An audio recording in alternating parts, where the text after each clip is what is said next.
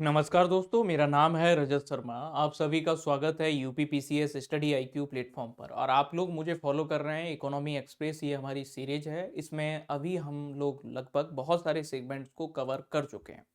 Last session में मैंने आप लोगों को एक प्रश्न दिया था और वो प्रश्न ये था कि आप ध्यान से पढ़ेंगे इस क्वेश्चन को तो देखेंगे कि कंसीडर द फॉलोइंग स्टेटमेंट्स, निम्नलिखित कथनों पर विचार करिएगा। Hyperinflation is defined as inflation exceeding 50% per month. Hyper inflation को 50% प्रति माह से अधिक मुद्रास्फीति के रूप में परिभाषित किया जाता है। दूसरा स्टेटमेंट दिया हुआ है कि India has never experienced hyper inflation in its history. Bharat ने कभी भी अपने इतिहास में अति मुद्रास्फीति का अनुभव नहीं किया है। तीसरा स्टेटमेंट है hyperinflation usually occurs due to excessive money printing. Hyperinflation आमतौर पर अत्यधिक मुद्रा छपाई के कारण होता है। तो मतलब बेसिकली अगर आप देखोगे ये प्रश्न जो आपसे पूछा है वो इन्फ्लेशन को लेकर के पूछा है या टाइप्स ऑफ इन्फ्लेशन से सीधा ये क्वेश्चन इसको क्या किया गया, उठाया गया। अब आप सभी ने रेगुलर क्लासेस में ये पढ़ के रखा हुआ है, अगर आपको याद हो कि टाइप्स ऑफ इन्फ्लेशन या मुद्रास्फीति के प्रकार में अगर आप देखोगे तो आप लोग जो है अलग अलग तरह के इन्फ्लेशन या अलग अलग तरह की मुद्रास्फीति को क्या करते हो, पढ़ते हो टाइप्स ऑफ इन्फ्लेशन में। सबसे पहला आप लोग पढ़ते हो क्रीपिंग इन्फ्लेशन, दूसरा पढ़ते हो रनिंग इन्फ्लेशन, या दूसरा क्रीपिंग के बाद दूसरा आप जो है वो वॉकिंग इन्फ्लेशन, वॉकिंग के बाद तीसरे नंबर पर आप रनिंग इन्फ्लेशन, फिर galloping inflation and last one is hyper inflation. मतलब आप महंगाई के या मुद्रास्फीति के 5 प्रकार पढ़ते हो, यानी कि रेंगती हुई मुद्रास्फीति या रेंगती हुई महंगाई, दूसरा चलती हुई महंगाई, तीसरा दौड़ती हुई महंगाई, चौथा उछलती कूदती महंगाई, और पांचवा जो है आप देखोगे तो उछलती कूदती हुई महंगाई के बाद अति मुद्रास्फीति या हाइपर इन्फ्लेशन। और आप लोगों ने रेगुलर क्लासेस में देखा है कि जब रेट ऑफ इन्फ्लेशन या महंगाई की दर या मुद्रास्फीति की दर किसके बीच में हो, तो जब मुद्रास्फीति की दर 3% या इससे कम हो तो इसे कहते हैं हम लोग क्रीपिंग।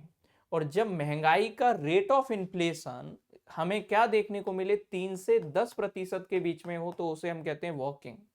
रनिंग इन्फ्लेशन अगर आप देखोगे 10 से 20% के बीच में हो तो उसे रनिंग इन्फ्लेशन बोला जाता है। और 20 से अगर हमें 99% तक जो इन्फ्लेशन देखने को मिलेगा उसे गैलोपिंग। और 3 डिजिट इन्फ्लेशन जो होता है उसे हम कहते हैं कहीं ना कहीं 3 अंकों में जो महंगाई देखने को मिले उसे अति मुद्रास्फीति। सामान्य तौर पे ये आपने पढ़ के रखा होगा। जनरली सभी किताबों में ऐसा दे के रखा होता है कि महंगाई के 5 प्रकार बताए जाते हैं और उनके दर के आधार पर या उनके जो मुद्रास्फीति की जो दर है उसके हिसाब से हम 5 पार्ट में इनको क्या कर देते हैं, कैटेगराइज कर देते हैं। अब यहां पर जरा देखिएगा, पहला ऑप्शन दिया है कि hyperinflation is defined as inflation exceeding 50% per month. अब कई लोग ने जो सीधे तौर पर, आपको क्या करना होता है, स्टेटमेंट को ध्यान से पढ़ना होता है कि हाइपर इन्फ्लेशन को 50% प्रति माह से अधिक मुद्रास्फीति के रूप में परिभाषित किया जाता है। और यहां सर मैंने क्या बताया आपको कि यहां पर बताया कि हाइपर इन्फ्लेशन जनरली हमें 3 डिजिट में क्या मिलता है, देखने को मिलता है, या 100% या 100% से ऊपर की महंगाई। कई लोगों ने इस स्टेटमेंट को पढ़ के, ज्यादातर लोगों के मैंने कमेंट जो आप लोगों के देखे, उन कमेंट्स में ये समझ में आया कि आपने बस सीधा स्टेटमेंट पढ़ा, 50% डिजिट देखा और आपने क्वेश्चन को सीधा गलत कर दिया या स्टेटमेंट को गलत कर दिया। स्टेटमेंट को अगर आप बारीकी से देखोगे तो क्या लिखा है, exceeding 50% per month. Exceeding 50% per month which means annually अगर आप देखा जाए तो कितना हो जाएगा, एनुअली 600%। अगर एनम के बेसिस पर या वार्षिक स्तर पर अगर आप देखा जाए कि प्रति महीने के स्तर पर 50% से ज्यादा महंगाई, और अगर प्रति महीने के स्तर पर 50% से ज्यादा महंगाई मतलब वार्षिक स्तर पर 600%, 3 डिजिट में आपको दिखाई पड़ रही है, तो जो लोग इसको सीधे 50% देख के खारिज कर रहे हैं स्टेटमेंट को, उनको ध्यान से पढ़ना है बेटा। पर मंथ के बेसिस पर अगर पूछा जाए इन्फ्लेशन का रेट, और अगर 50% से ज्यादा इन्फ्लेशन का रेट है, तो फिर वो हाइपर इन्फ्लेशन में क्या होता है, काउंट होता है। क्योंकि उसको अगर एनुअली अगर आप देखोगे, वार्षिक स्तर पर अगर उस महंगाई को देखा जाएगा, तो हमें क्या देखने को मिलेगा कि कहीं ना कहीं rate of inflation is more than 100% दिखाई पड़ रहा है। 100% से हमें क्या दिखाई पड़ रहा है, ज्यादा दिखाई पड़ रहा है। तो हमें क्या देखने को मिलेगा कि कहीं ना कहीं ये स्टेटमेंट सही हो गया, क्योंकि 3 डिजिट में है एनम बेसिस पर। दूसरा, India has never experience hyper inflation in in its history. तो भारत ने कभी भी अति मुद्रास्फीति का सामना नहीं किया, बिल्कुल सही बात है। कभी भी हमने ऐसी स्थिति का जो है सामना नहीं किया है। इसके अलावा जैसे अगर आप देखोगे कि hyperinflation usually occurs due to excessive money printing. अति मुद्रास्फीति की स्थिति जब भी किसी भी देश में उत्पन्न होती है, तो सिंपल सा एक स्टेटमेंट आपको रेगुलर क्लासेस में बताया जाता है कि लोगों का पेपर करेंसी के ऊपर ट्रस्ट खत्म हो जाता है। यानी कि जो भी देश की टोकन करेंसी या फिड्यूसरी जो करेंसी है, उसके ऊपर कागजी मुद्रा के ऊपर लोगों का एक तरह से भरोसा खत्म हो जाता है। और रेगुलर क्लासेस में भी मैं बताता हूं कि मान लीजिएगा कोई देश है, वो क्या कर दे कि ज्यादा मात्रा में पेपर करेंसी को जो है छाप देगा, या जो है कागजी मुद्रा को छाप देगा, तो सबके पास में रुपया आ जाएगा। अब आपकी परचेजिंग कैपेसिटी इससे क्या हो जाएगी, बढ़ जाएगी, या आपकी क्रय क्षमता इस चीज से क्या हो जाएगी, बढ़ जाएगी। और सब लोग डिमांड क्या कर लेंगे, हाई करने लगेंगे। तो जैसे पिछले दशक में अगर आपने देखा होगा, 2000 के दशक में जिम्बाब्वे में ऐसी कंडीशन क्रिएट हुई, वेनेजुएला में ऐसी कंडीशन जो है अभी रिसेंट 2016 के बाद हमने ऐसी कंडीशन देखी थी। तो जहां पर भी अति मुद्रास्फीति की स्थिति उत्पन्न होती है, वहां लोगों का कागजी मुद्रा पर से भरोसा उठ जाता है, क्योंकि excessive amount of paper currency हमें देखने को मिलता लगता है। या लोग थैले भर भर के नोट लेके जाते हैं, बदले में एक कप चाय या एक बिस्किट का पैकेट भी नहीं मिलता है। ये आप देखोगे। तो तीसरा स्टेटमेंट भी यहां पर क्या दिखाई पड़ता है, सही दिखाई पड़ता है। तो आंसर क्या होगा, डी आंसर इसका राइट आंसर होगा। एक बात और याद रखना है कि जो 5 तरह की जो महंगाई बताई आपको, इन पांचों में से जैसे अगर आप देखा जाए कि भारत चूंकि विकासशील अर्थव्यवस्था है, और भारत चूंकि आप देखोगे कि कहीं ना कहीं हम अपने आप में कैसे हैं, डेवलपिंग कंट्री हैं। तो विकासशील अर्थव्यवस्था के लिए किस तरह की महंगाई अच्छी मानी जाती है, तो विकासशील अर्थव्यवस्थाओं के लिए या डेवलपिंग इकोनॉमीज के लिए, या अर्थ जो अल्प विकसित अर्थव्यवस्थाएं हैं उनके लिए वॉकिंग इन्फ्लेशन को अच्छा माना जाता है। और विकसित अर्थव्यवस्थाओं के लिए किस तरह की महंगाई अच्छी होती है, क्योंकि वो डेवलपमेंट के एक लेवल को अचीव कर चुके हैं, यानी कि विकास की एक अवस्था पर पहुंच चुके हैं। अब उन्हें अपनी इकोनॉमी को स्टेबिलिटी चाहिए। और इंडियन इकोनॉमी, जैसे साउथ अफ्रीका की इकोनॉमी है, जैसे ब्राजील की इकोनॉमी है, ये अभी ग्रो करना है, इन्हें उस लेवल को अचीव करना है। तो यहाँ उत्पादन का स्तर अच्छा चाहिए, डिमांड हाई चाहिए हमें। तो इसलिए अल्प विकसित या विकासशील अर्थव्यवस्थाओं के लिए चलती हुई महंगाई या वॉकिंग इन्फ्लेशन अच्छा माना जाता है। और विकसित अर्थव्यवस्थाओं के लिए या डेवलप्ड इकोनॉमीज के लिए किस तरह की महंगाई अच्छी होती है, क्रीपिंग इन्फ्लेशन इनके लिए अच्छी होती है। तो आप देखोगे कि आरबीआई ने जो इन्फ्लेशन का टारगेट कितना बना के रखा है, तो आपने पढ़ा है 4 ± 2%। मतलब ये वॉकिंग इन्फ्लेशन के ही रेंज में हम रहना चाहते हैं। ये चलती हुई महंगाई के स्तर पर भी हम क्या करना चाहते हैं, रखना चाहते हैं अपनी इकोनॉमी को। न तो इससे ज्यादा चाहते हैं, ना हम बहुत ज्यादा कम चाहते हैं महंगाई को, जिससे हमारी इकोनॉमी को एक पेस मिलता रहे, एक जो है बूस्ट मिलता रहे, जिससे अर्थव्यवस्था क्या होती रहे, आगे बढ़ती रहे। तो आई होप इस क्वेश्चन को अब आप क्या कर चुके होंगे, क्लियर कर चुके होंगे। जब भी इस तरह के स्टेटमेंट आए, थोड़ा सा रुक जाया करो, वहां पे थोड़ा सा ठहर के एक बार स्टेटमेंट को पढ़ लिया करो। इससे क्या हो जाता है, आपका काम आसान हो जाता है। अगला क्वेश्चन देखते हैं। अगला क्वेश्चन देखिएगा कि कंसीडर द फॉलोइंग स्टेटमेंट, निम्नलिखित कथनों पर विचार करिएगा। The term black money refers to income not reported to tax authority. काला धन शब्द उन आय को संदर्भित करता है जो कर प्राधिकरणों को रिपोर्ट नहीं किए जाते, पहला स्टेटमेंट। दूसरा स्टेटमेंट अगर आप देखोगे, black money leads to under estimation of national income. काला धन राष्ट्रीय आय के कम अनुमान का कारण बनता है। तीसरा स्टेटमेंट लिखा हुआ है, parallel economy is completely included in official national income accounts. समानांतर अर्थव्यवस्था को आधिकारिक राष्ट्रीय आय खातों में पूरी तरह से शामिल किया जाता है। ये 3 स्टेटमेंट हमारे सामने दिए हैं। तो सबसे पहली बात तो आता है कि ब्लैक मनी यानी कि काला धन होता क्या है। तो पैसा है, व्हाइट और ब्लैक क्या है, तो हम पैसा जो हम देखोगे कि खास तौर पे अगर आप देखा जाए कि पैसा जो मनी है, जो धन है, अगर आपने क्या किया है, खास तौर पे अगर आप देखिएगा, इसको गवर्नमेंट ऑफ इंडिया का जो इनकम टैक्स डिपार्टमेंट है उसको आपने अपने पैसे के बारे में राइट इंफॉर्मेशन दे दिया है और रेगुलर आपने टैक्स पे कर दिया, तो इसे तो हम क्या बोलेंगे, व्हाइट मनी बोलेंगे। और अगर आपने इसके बारे में सही जानकारी नहीं दी और इसको सरकार को इसके बारे में नहीं बताया, तो इसे क्या बोलेंगे, ब्लैक मनी बोलेंगे। इसी चीज को अगर आप देखोगे कि टैक्सेशन जब टॉपिक हम पढ़ते हैं तो टैक्सेशन में हम दो टर्म आपको बताते हैं। एक टर्म आपने सुना होगा टैक्स इवेजन, ये सभी लोगों ने सुना है, कर अपवंचन, टैक्स इवेजन, ये टर्म आप लोगों ने सुना होगा। और दूसरा एक टर्म होता है टैक्स अवॉइडेंस। एक टर्म क्या होता है, टैक्स अवॉइडेंस, यानी कि कर बचाव।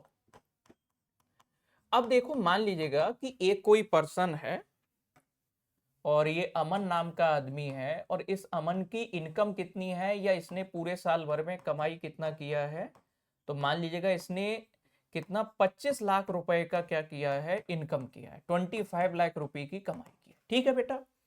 अब जैसे ही मान लीजिएगा ये अपना इनकम टैक्स रिटर्न या आईटीआर फॉर्म को फिल कर रहा है, तो ये क्या कर रहा है कि इनकम टैक्स डिपार्टमेंट जो है, जो हमारा कर विभाग है, जो इनकम टैक्स डिपार्टमेंट है, इस इनकम टैक्स डिपार्टमेंट को ये क्या कर रहा है, गलत सूचना दे रहा है और गलत जानकारी दे करके क्या कर रहा है, ये बता रहा है कि हमने इस साल कमाई कितनी की है, केवल और केवल जो है 7 लाख रुपए इनकम की है। या मान लीजिएगा इसने कह दिया कि हमने 17 लाख रुपए कमाई की है, तो मतलब इसी जो 7 लाख रुपए पे ही ये क्या कर रहा है, टैक्स दे रहा है।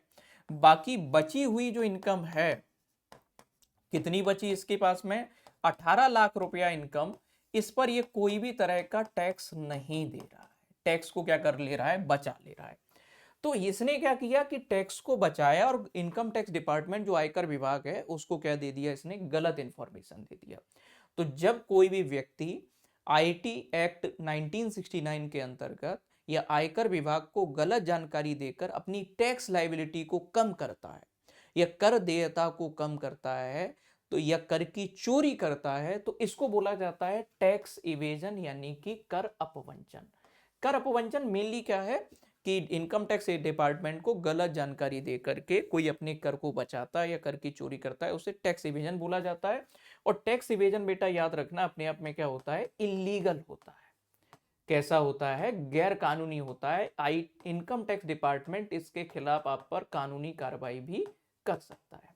वहीं यही अमन क्या करे कि इनकम टैक्स डिपार्टमेंट को राइट इंफॉर्मेशन दे, सही जानकारी दे और कहे कि भाई साहब इस साल हमने क्या किया है, 25 लाख रुपए की इनकम किया है।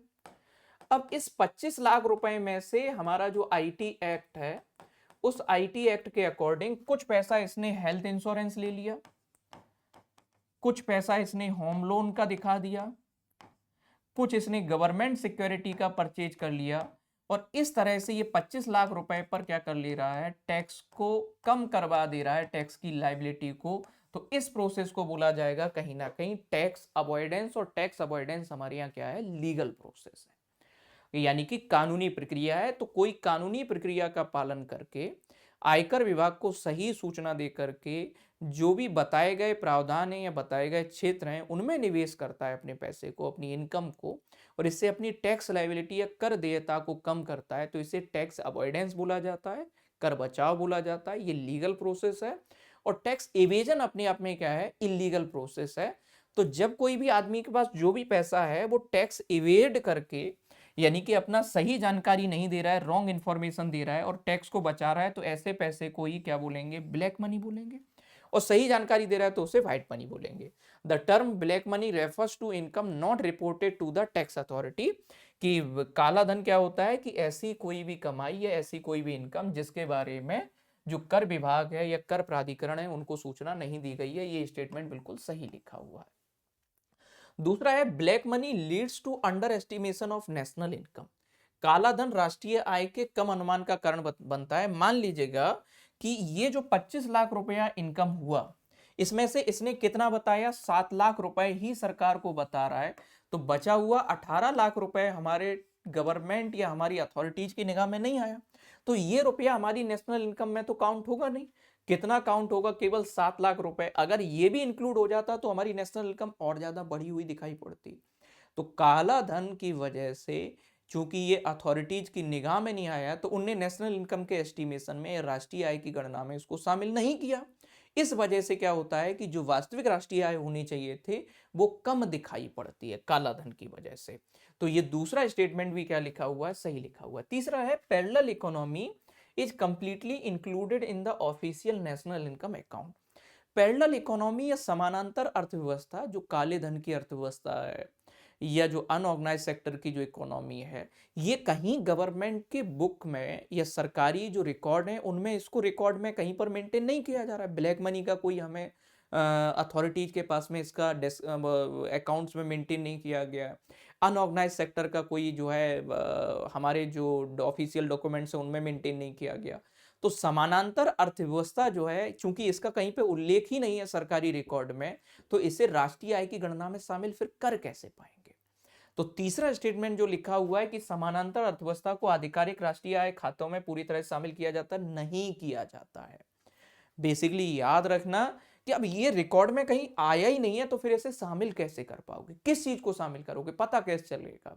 तो पैरेलल इकोनॉमी में जो भी चीजें हमें देखने को, जैसे पायरेसी का जो पैसा है, या दूसरी तरफ ब्लैक मनी का जो पैसा है, या जो कुछ ऐसे लेन देन होते हैं अनमॉनेटरी जो ट्रांजैक्शन हमें देखने को मिलते हैं या नॉन मॉनेटरी ट्रांजैक्शन देखने को मिलते हैं, वो रिकॉर्ड में कभी आ ही नहीं पाते हैं।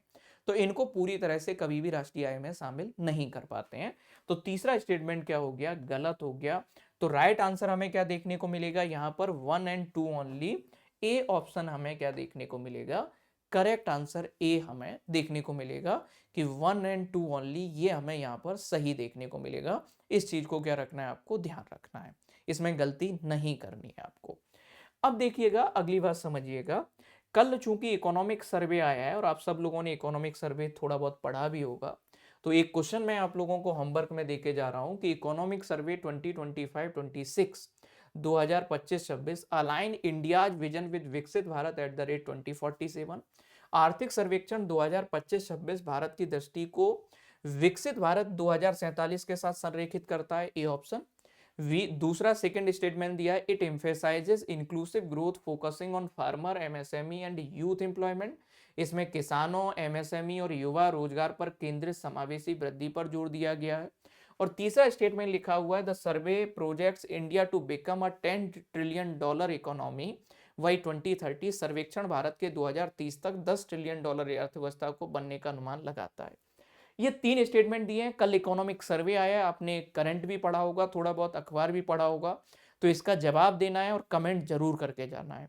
जो भी आप जवाब दोगे उसका कमेंट मुझे मिलना चाहिए, जिससे मुझे पता चलता है कि आप कितना सीरियस हैं अपनी पढ़ाई को लेकर के, आप चीज़ों को लेकर के कितना सीरियस हैं। और इकोनॉमी को बेटा हल्के में नहीं लेना है आपको, सीधी सी बात बता दी जाए, सिलेक्शन में बहुत बड़ा रोल होता है, प्री के लेवल पर भी और मेंस के लेवल पर तो बहुत बड़ा रोल है आपको, कि पूरा सेगमेंट जो है इसके बिना आप सिलेक्शन के दरवाजे तक नहीं पहुंच पाओगे।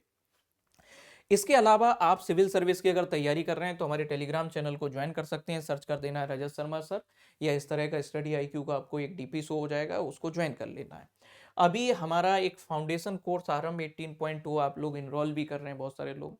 रिपब्लिक डे के खास ऑफर अभी चल रहा था, जिसको एक्सटेंड किया गया था आप ही लोगों के डिमांड पर, और 77% का ऑफ मिल रहा है आपको सभी कोर्सेज के ऊपर।